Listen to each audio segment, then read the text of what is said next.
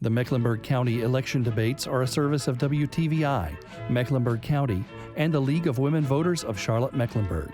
The views and opinions expressed in these debates are those of the candidates and do not necessarily represent the views of WTVI, its management, Mecklenburg County, or the League of Women Voters. PBS Charlotte and the League of Women Voters present Election Debate 2016. Hello, I'm Jason Terzis with PBS Charlotte. Welcome to the 2016 general election debate sponsored by the League of Women Voters of Charlotte-Mecklenburg. During the next 15 minutes, you will hear from the two candidates in the NC Court Judge race for District 26. NC 26 Judicial District Court is one of 50 district courts in NC, and it has jurisdiction in Mecklenburg County. Questions for today's debate were provided by the League of Women Voters of Charlotte-Mecklenburg. The candidates were not given the questions in advance. I will call on candidates in random order, and you will have either 30 seconds or 1 minute to respond. If you would like to challenge an opponent, simply raise your yellow challenge card, and you will then have 30 seconds to respond. Each candidate has 3 challenges during this debate, and you will be allowed to make a 30-second closing statement. Now let's meet the two candidates for NC District Court Judge for District 26. We have Christy T. Mann and George Bell. Thank you for participating in today's debate. All right, our first question. What is your experience in the areas of criminal law, family law, and complex civil litigation? You have 60 seconds to answer this question. Ms. Mann, will begin with you. Well, I've been a district court judge for 11 years. Prior to that, I was in private practice for 20 years, primarily focusing on family court. I'm your senior family court judge, so that means I do cases related to child custody, child support, alimony, those kinds of things. I also do, on occasion, criminal court matters, but my specialty is family court.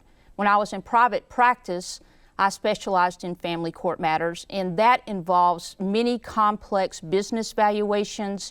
It can also involve complex family dynamic situations. My experience has been both as a private practice attorney and as your district court judge for the past 11 years. Mr. Bell. Well, first of all, I wanted to thank the League of Women Voters for having me today. Again, my name is George Bell, and I'm running for Mecklenburg County District Court Judge. For over the past decade, I have been a criminal defense lawyer in Mecklenburg County in District Court, the same court where I am seeking a judicial position. So, over the last 10 years, I've handled approximately over 25,000 criminal cases in District Court, from DWI cases to assault cases. A lot of my clients are facing jail time. They're facing incarceration. And a portion of my practice has been dedicated to representing those people who cannot afford an attorney. So I am on the court-appointed list. Unlike a lot of my colleagues, I do think it's important to represent people that cannot afford an attorney. In addition, I have practiced family law more on a transactional matter with separation agreements, and I don't have a lot of experience with complex civil litigation, thankfully. Second question, what forms of voluntary, professional, and community service have you been involved with in the past and are currently involved with? 30 seconds for this question. Mr. Mann, or Mr. Bell, will begin with you. Again, my name is George Bell, running for Mecklenburg County District Court Judge. I do a lot in the community. The first thing that I do, I'm in an all-men's group called F3, which stands for Fitness, Fellowship, and Faith. And we are in the community. We are raising money for our veterans. We are doing food drives for our homeless. So I'm very involved with a great group of men that I call my community and call my brothers. In addition, I also help out a lot of people that are facing second time, third time bar exams where they haven't passed. And so I am involved in helping out local people, local attorneys who are facing trying to pass the bar exam. Ms. Mann. In my 30 years here in Mecklenburg County, I've volunteered in the community in all kinds of ways, from coaching Little League in the Dilworth Little League for 4 years, to volunteering to help people studying for the GED, both in literacy and math. I'm sort of a math nerd. I also do a lot of work with Girl Scouts, with the Boy Scouts, with church groups. I speak many times to lawyers in the community about professionalism. In fact, I just did that to the group of new lawyers just last week. Next question. The judicial system is currently addressing implicit bias in the juvenile justice system. What practices or procedures are needed to address this issue throughout the court system? 60 seconds for this one. Ms. Mann. That is a big issue. We have, in Mecklenburg County, they have a program where you can go and learn about implicit bias. When you hit that courtroom, when I go into that courtroom every day, I have to put whatever biases I have to leave them at the door. And I have to check myself. And sometimes when I'm unsure about a cultural difference or things can be something I may not know about from my own personal experience, I'll reach out to someone in the community, someone at the courthouse. We have a wonderful family of people that work at the courthouse from all different backgrounds. And so you have to self-reflect, and then you have to educate yourself. Mr. Bell. And I would also resonate some of the same comments as my opponent. The first thing we need to do is, first of all, realize that implicit bias is a real thing. As a criminal defense attorney in Charlotte, I can tell you firsthand, based on my personal experience, that there is implicit bias in our system, in our criminal justice system. And because of that, there are three things that we need to do. The first thing is we need to educate ourselves. The second thing we need to do is communicate. Communicate between police officers, communicate between members of the public, have open forums, have open discussions, have open dialogue. And the third thing that we need to do is we need to take action. We need leaders to step up in the community. And that's specifically why I'm running for judge. I'm running for judge for one main reason, because we need good leaders in the system who have experience that can address some of these issues that we are facing currently in our city, in the city of Charlotte. Next question. District court judges in Mecklenburg County handle an average of 1,000 cases a day, according to the court administrator. Have the recent budget cuts impacted your ability to administer justice? 30 seconds for this one. Yes, again, my name is George Bell, running for Mecklenburg County District Court Judge. Yes, the budget cuts have affected our ability to practice law. As a result of that, I know that in one of the courtrooms specifically, which is the first courtroom that you come to in Mecklenburg County, courtroom 1130, there are magistrates now that are conducting court. And it's very difficult for me as a practitioner to get cases done. Magistrates can only handle class 3 misdemeanors. I'm a criminal defense attorney. I want to say maybe the only thing I can think of as a class 3 misdemeanor is jaywalking. So it's been difficult to not have the staff that is vitally needed in our district court. We need more judges. Ms. Mann.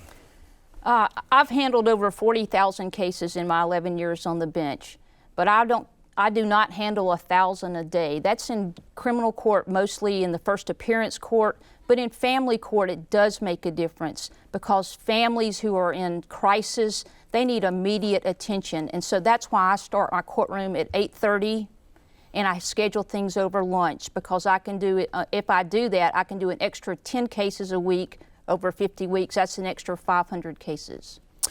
North Carolina is the only state that sets the age of adulthood in criminal court at 16. Should the age be raised to 18? What impact would that have on administering juvenile justice? 60 seconds for this one. Ms. Mann. Well, that's a tough question.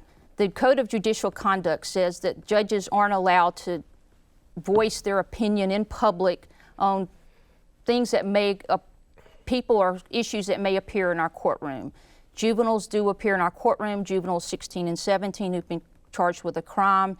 And so the Code of Judicial Conduct says, Judge Mann, you can't go out there and say, I think this is a good law or a bad law, because quite frankly, the judges don't write the laws. That's done in Raleigh. What we do, we're the boots on the ground for the citizens of Mecklenburg County to take the laws that are passed in Raleigh and apply them fairly, judiciously, and without bias on a daily basis. So that would be my opinion. All right, Mr. Bell, 60 seconds. Yes, I would also agree with my colleague that this is a question, because if we were ever, as a judicial candidate, this would be something that would be conflicted. We can't answer a question that would cause a conflict in the future. But I am very, very passionate about this subject, and I wish I could answer it. I would direct the public to just educate yourself on the issues. There's a lot of juveniles in our system that are being incarcerated at a very young age. One of the reasons I decided to run for judge was I read a book by Brian Stevenson called Just Mercy. For a long time, the incoming students at University of North Carolina at Chapel Hill were required to read this book. So I would I would implore you, and it would be my recommendation that you would check that out just to educate yourself on incarceration rates of juveniles in our system. It's it's a great read and a wonderful story. All right, what do you perceive as the greatest obstacles to justice? 30 seconds for this one. Mr. Bell. Again, George Bell, running for district court judge. I think that the greatest obstacle to justice is partiality. And I think a partial judge is a stumbling block for any system. And I think if we're looking at our current system right now, our city has a looming question that they're trying to answer is, will there be fairness? Is there fairness in our city? And I think that's a very important question. So as a district court judge, one thing that I vow to do and promise to do if elected, I will make sure that in court every day I will be committed 100% to being fair and impartial and not biased. Okay. Every day when I go to court, one of the things that I stumble with or that I see is people who come to court without a lawyer. In criminal court, if you can't afford a lawyer, one can be appointed for you. But in family court, there is no such thing. So the stumbling block that I see for citizens in Mecklenburg County who have a family in crisis is that we have no mechanism to appoint them an attorney. And to come to court and have to plead your case without having the advice and counsel of an attorney is a very difficult situation. Should the court system provide a place where the public can easily access searchable case results and sentencing decisions? 30 seconds for this one. Ms. Absolutely. Mann. Transparency is very key. I'm in courtroom 8150. I'm in there almost every day. Come up to 8150 and watch me. Transparency, as long as the citizens can see, not something they've heard, but see with their own eyes how the justice system works. If they can research it online, absolutely. I would love to have a camera in my courtroom so you can watch me every day. Mr. Bell. Yes, again, my name is George Bell, running for district court judge. We need to streamline our processes. Just as of recently in Mecklenburg County and across the state, they just recently upgraded from a DOS-based computer system where you can search for your client's name. And I think that in 2016, that's very alarming. That is part of the reason why I think we need to streamline the system. We need to use and leverage technology to help out not only lawyers but members of the public so it can be an easier process all along. All right, time for closing statements. 30 seconds. Mr. Bell. Yes, again, my name is George Bell, and I'm running for district court judge in Mecklenburg County. And I think what I offer to the public is that I am in the trenches on a daily basis. I have clients that are facing incarceration. They are looking at getting their liberties taken away from them. I have clients who are in jail that are looking at having their rights taken away from them. We, in our city, have people that are out on the street that are protesting, and they are protesting for a reason. They are looking for change, and I'm asking for you to also, if you think that there needs to be change, to ring the bell for change and vote for George Bell on November the 8th. Ms. Mann. Again, I'm Judge Christy Mann. I'm your senior family court judge. Judges get report cards like everyone else. I scored the highest of any judges in Mecklenburg County in legal ability, and I have the largest caseload in family court. So I'm smart and hardworking. We need to keep me on the district court bench. I'm the subject matter expert in family court. If you have any questions, you can go to my website, christymann.com. Thank you very much.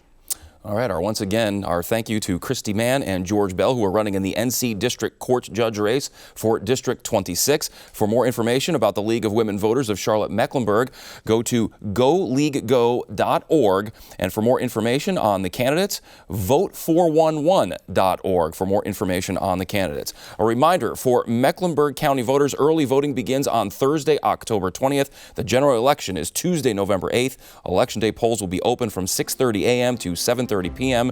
I'm Jason Terzis. Thank you for watching PBS Charlotte.